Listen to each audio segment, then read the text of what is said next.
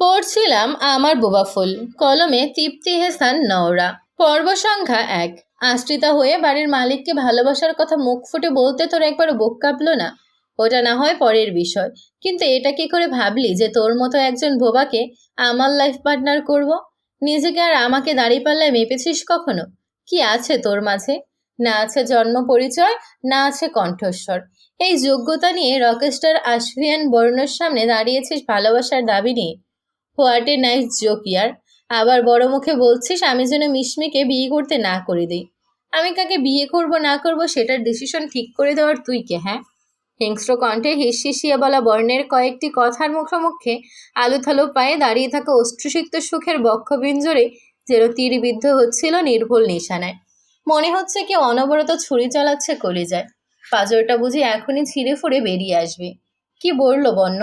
সে এবারের আশ্রিতা। কই আগে তো কেউ উল্লেখ করেনি। এতদিন জেনে এসেছে সে এই বাড়ির ছোট কর্তা তামিজ শিকদারের একমাত্র মেয়ে ফারিস্তা শোভান সুখ, মা রুবাইয়াত সুলতানার চোখের মণি।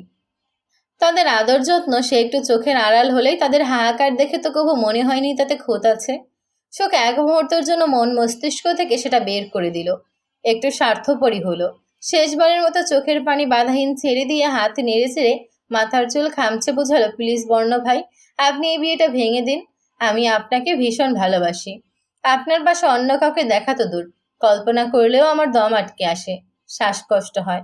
আমি সব কথা শুনবো আপনার, যা বলবেন তা মাথা পেতে নেব। তবু আপনি বিয়েটা ভেঙে দিন। বর্ণ নির্বিকার চোখে কপাল কুঁচিয়ে তার দিকে চেয়ে রইল। কোনো ভাবাবেগ হলো বলে মনে হয় না, উল্টো সুখের অশ্রুধারা তার উন্মাদনা যেন উপভোগ করছে সে। মুখ বাঁকিয়ে গাল চুলকে ড্রেসিং টেবিলে হেলান দিয়ে আয়েসি ভঙ্গিতে বসে বর্ণ। সুখ তখনও অনুনয় বিনিময় করে যাচ্ছে হাত জোর করে। এই মুহূর্তে নিজের উপর বড্ড করুণা হচ্ছে সুখের।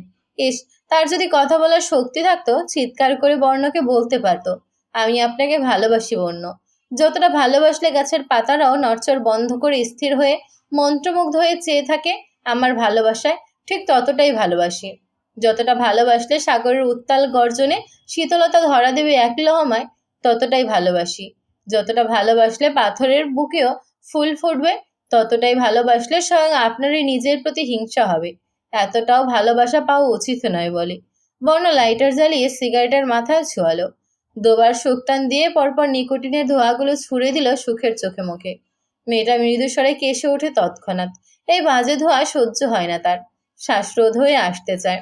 অন্যদিন হলে সে এক ছুটে বেরিয়ে যেত, কিন্তু আজ হজম করে নিল সব বিষাক্ত ধোঁয়াটুকু। বরং চোখে একটু আশা নিয়ে বর্ণের ধূসরমণিযুক্ত চোখের দিকে তাকিয়ে রইল। তাকে একটু ভালোবেসে আগলে নিলে খুব কি ক্ষতি হয়ে যাবে? বেশি বেশি তো চাইছে না, বেঁচে এইটুকুনি। বর্ণ উঠে এলো ধীর লয়ে, চোখের দৃষ্টি শান্ত নদীর মতো শীতল। সুখ মাথা নামিয়ে নেয়। শুনে রাখ, আমি মিশমিকে বিয়ে করব। এক ছাদের নিচে থাকবো, ওর সাথে এক বেডে ঘুমাবো, ওকেই গভীরভাবে ছুঁয়ে দেব। এত এত ভালোবাসবো যে দু হাতে জামা খামছে, খপ করে চোখ খিচে নেয় সুখ। এক বিন্দু অশ্রু কণা গড়িয়ে পড়ে গাল বেয়ে। বর্ণ কি জানে তার এক একটা শব্দে সুখের ছোট্ট হৃদয় কতটা ক্ষতবিক্ষত হয়েছে? কিছু মুহূর্তের জন্য তার মৃত্যুর স্বাদ গ্রহণ করার ইচ্ছে যাচ্ছে। ওফ, মাটি ফাঁক করে যদি এই ছোট্ট দেহখানি সেখানে লুকিয়ে ফেলা যেত। কথাগুলো বর্ণ সুখের কানে কানে বলছিল। সে মাঝপথেই থেমে গেল সুখের মুখশ্রীর দিকে তাকিয়ে। তারপর দাঁতে দাঁত নিষ্পেষিত করে ধমকে উঠল হিংস্র মিশ্রিত রুক্ষ স্বরে, get out from here. I said get out. Next time যেন আমার ত্রিসীমানায় তোকে না দেখতে পাই। একটু হেসে হেসে কথা বলেছি, আর অমনি দাবি নিয়ে এসেছে ভালোবাসার। কণ্ঠে জোর ঢেলেই বলেছিল বর্ণ। মেয়েটা কেঁপে কেঁপে ওঠে প্রতিটি বাক্যে, ভেজা নেত্রপল্লব তুলে তাকায়। মেঘাচ্ছন্ন আকাশের বুক থেকে যেমন বর্ষার বৃষ্টি ঝরে পড়ে টুপটাপ, সেভাবে ঝরছিল তার অস্ত্রমালা। শোক বুঝে নিল বর্ণ কোনোদিন বুঝবে না তার নীরব অদৃশ্য নীরব ভাষাগুলো। সে চোখের জল মুছে পা বাড়ায় দরজার অভিমুখে। খবরদার, যদি ছোট চাচ্ছ অথবা অন্য কাউকে বলেছিস আমি তোকে আশ্রিতা জন্ম পরিচয়হীন বলেছি। শোক ফিরতেই বর্ণ অন্যদিকে চেয়ে চুলে হাত মালিশ করে বলল, যদি তোর ভালোবাসা বিন্দু পরিমাণ সত্যিকার হয়ে থাকে। শোককে আবার এগিয়ে আসতে দেখে বন্য ভ্রু গুটিয়ে তাকায়। আবার কেন আসছে এই বোবা ফুল? তার মুখোমুখি হয়ে দাঁড়ালো শোক। হাত নাড়িয়ে নিজস্ব ভাষায় বলতে শুরু করে, এমন একদিন আসবে আপনি একটু হাত চাইবেন আমার, একটু কথা বলতে পাগলের মতো ছুটবেন আমার পিছু। একবার ভালোবাসি শুনতে নিজের মুখ থেকে হাজারবার ভালোবাসি শব্দটা উৎসর্গ করবেন, কিন্তু সেদিন অনেক দেরি হয়ে যাবে। আমি সেদিন পাগলা প্রেমিকা হয়ে আপনার ইশারায় ফেরত আসবো না, এত এত দূরে হারিয়ে যাব যে। পুনরায় চোখের কৌটায় জল ভরে এলো তার। বর্ণসুখের সব ভাষা না বুঝে না, তবে কিছু কিছু বুঝে গিয়ে পুরোটাই বুঝে নিতে পারে কোনো যেন। সে হাসলো তাচ্ছিল্য। সে নাকি এতদিন ভালোবেসে দেওয়া না হবে এই বোবা ফুলের জন্য।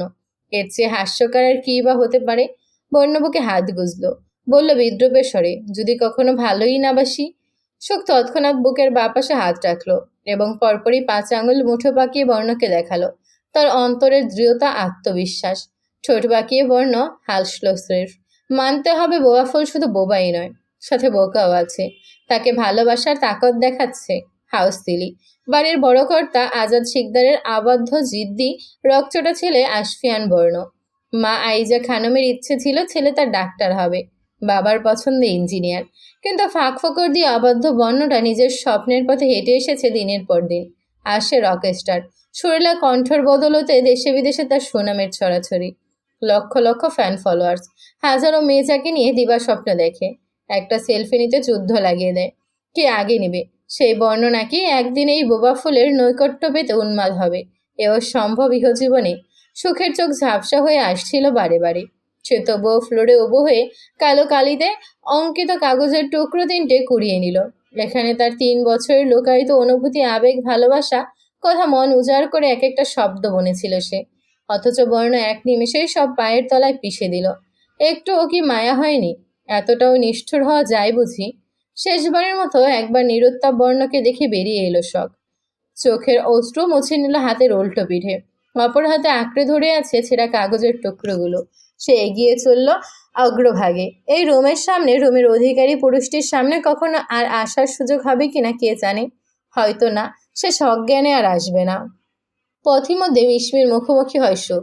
বর্ণের কাছে যাচ্ছে বোধ হয়। সুখকে দেখে প্রতিবারে মৃদু হাসলেও মিশমির সাথে তাল মেলানোর ইচ্ছে হলো না তার।